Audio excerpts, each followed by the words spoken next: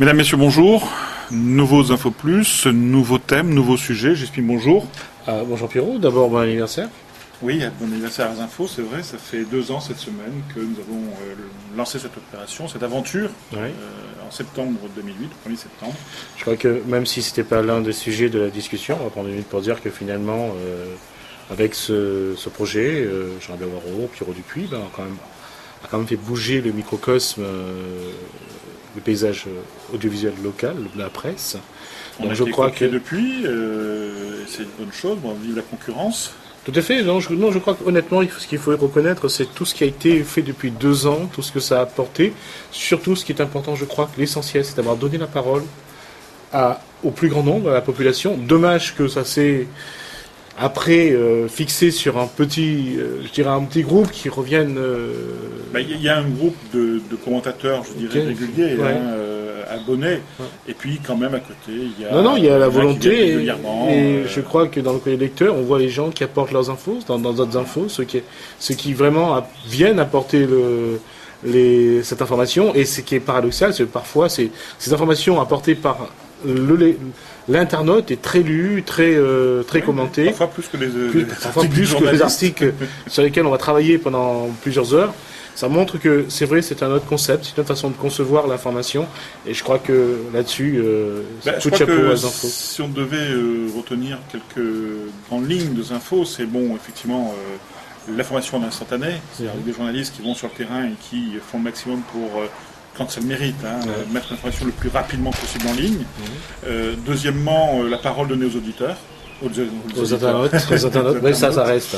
Oui, ça reste, et puis il y a la radio qui va peut-être, espérons-le, arriver bientôt. Donc, et puis, je dirais, très peu de censure. Alors, on nous le reproche parfois. Non, mais j'ai vu un commentaire, parfois il faut couper un peu dans les textes parce que c'est trop long, ou parfois il y en a 2 ou 3 qui sont un peu vindicatifs. Un peu limite, parfois, mais bon, moi, ma règle, c'est de dire, est-ce que c'est diffamatoire ou pas ? Si ce n'est pas diffamatoire, il faut laisser les gens s'exprimer. Parfois, dans un texte qui fait 20 lignes, il y a 3 mots qui peuvent être diffamatoires, on les enlève. Tout à fait. On les enlève, on passe le reste, parce qu'il ne faut pas... le reste peut être intéressant. Non, justement, pour maintenir ce dispositif-là, pour la capacité de permettre aux gens de continuer, il y a des limites aussi qu'il ne faut pas dépasser, il faut aussi se le dire, il y a des règles, il y a la loi, il faut respecter la loi. Et je crois que par moment, il faut aussi se faire violence et faire cette censure. Mais c'est vrai qu'à chaque fois que je censure quelqu'un, pour moi, c'est vraiment me faire violence. Parce que c'est vraiment pas de ma nature et j'ai vraiment tendance à vouloir laisser les gens s'exprimer. Mais parfois, il faut quand même protéger les autres quand parfois ils attaquent les autres. Ce matin, par exemple, j'ai validé quelques commentaires. J'ai dû supprimer complètement un commentaire qui faisait allusion à la vie privée d'une personne sur qui nous avions fait un article. Ça, c'est pas possible, donc supprimer. Voilà, c'est la loi. Bon anniversaire.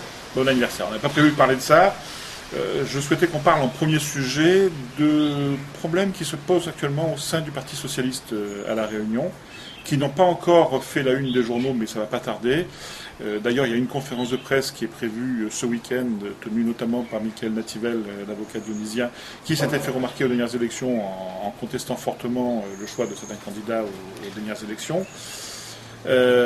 Surtout, je crois que le PS est tout sauf un long fleuve tranquille en ce moment.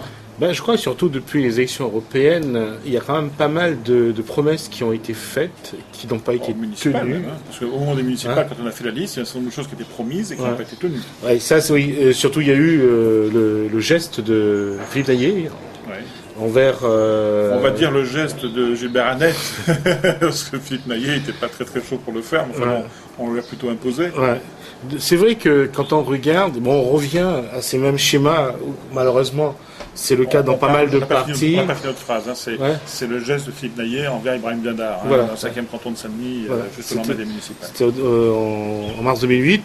C'est vrai qu'il s'attendait à être récompensé, il n'avait pas apprécié ça, il a été sanctionné, il n'a pas eu ce qu'on... on lui a promis en contrepartie à Sinor, qui n'est pas venu. À part ça, il y a le fait qu'il y ait 2 personnes qui soient vraiment mises en avant, c'est... On va dire que le cercle fermé autour du... Oui, mais dans les élections, ça se rétrécit à 2 en fait. Parce que Maillot, on le voit relativement peu. Par contre, on ne voit que Erika Barex et Monique Orphée. On nous dit, ce n'est pas encore officiel, mais tout le monde le sait déjà au sein du PS, que les 2 prochaines candidates aux législatives dans la première et deuxième circonscription, ça va à nouveau être Erika Bareigts et Monique Orphée. Et ça, ça fait râler au sein du parti. Ça a fait râler surtout sur les européennes, ça a fait râler sur les régionales, ça fera sans doute râler. Elle aussi. a été présidente de la CINOR aussi, Erika. Ouais. Alors Erika, il y a eu un éditorial du Montrouge cette semaine révélant un petit peu son moment d'humeur là au sein du PS contre elle. Et elle l'a mal pris. Elle a vraiment, ça l'a touché très fortement, mais vraiment beaucoup plus que j'aurais pu le penser. Et preuve en est, c'est qu'elle a refusé de partir à La Rochelle. Oui. Pour l'université d'été du PS. Effectivement. Où elle devait partir. Il devait être 3. Et d'un moment, elle a dit qu'elle ne partait pas, justement, à la suite de ce qu'avait écrit Yves Montrouge, en disant que... Voilà. Donc, on sent bien que les choses ne vont pas bien, un petit peu comme au Parti communiste, je veux dire, quand on a autour de soi des proches ou des membres de sa famille, il est clair que ça fait quelques mécontents. Quand on sent que il y a toujours ces préférences vers une personne ou vers une personne. On peut penser à des préférences qui ne sont peut-être pas, mais bon. Ouais. Parce que... Monique Orphée, je ne me prononcerai pas, je ne la connais pas suffisamment, mais en ce qui concerne Erika Bareigts, on peut dire quand même qu'il y a de la compétence derrière. Ah oui, non, c'est... puis c'est quelqu'un, je veux dire, contrairement à... Non seulement il y a de la compétence, mais il y a aussi du caractère. Oui, et contrairement à quelqu'un que je ne citerai pas, qui lui aussi est fils d'eux, je dirais, c'est quelqu'un qui est aimable, qui est... elle sait, je veux dire... qui a un bon contact. C'est pas quelqu'un de hautain, de fier, et je ne vise personne c'est agréable. Si. Vous visez quelqu'un, mais c'est pas grave. Mais c'est vrai que pour dire qu'Erika Bareigts, pour ce qu'on peut dire sur Erika Bareigts, c'est vrai qu'elle sait ce qu'elle dit. Et au niveau de la politique des écoles, au niveau de la politique des écoles, c'est ce qu'on a vu. Oui, il y a la CINOR aussi, un bon bilan. Fait du boulot, une chose que je lui reprocherais, j'ai plus le temps d'écrire en ce moment, je pense que les lecteurs nous se sont rendus compte, parce que nous avons, on va le dire pour ta petite cuisine interne, nous avons 2 journalistes qui sont en congé actuellement, et il faut bien compenser. Mais j'aurais souhaité faire aussi un petit papier que j'ai pas eu le temps de faire donc sur Erika Bareigts.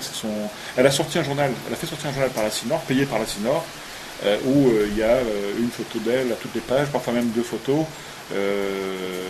Ça sent la campagne électorale et ça sent l'outil électoral payé par des fonds publics.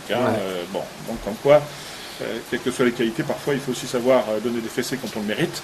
Mais sinon, globalement, elle a un bon bilan derrière. Et un de votre caractère, Pierrot, c'est que vous adorez donner des fessées. N'est-ce pas? C'est ça. Bon, écoutez, on va en finir avec ce trait d'humour de Gismi et nous retrouvons dans quelques instants pour évoquer d'autres points d'actualité de la semaine.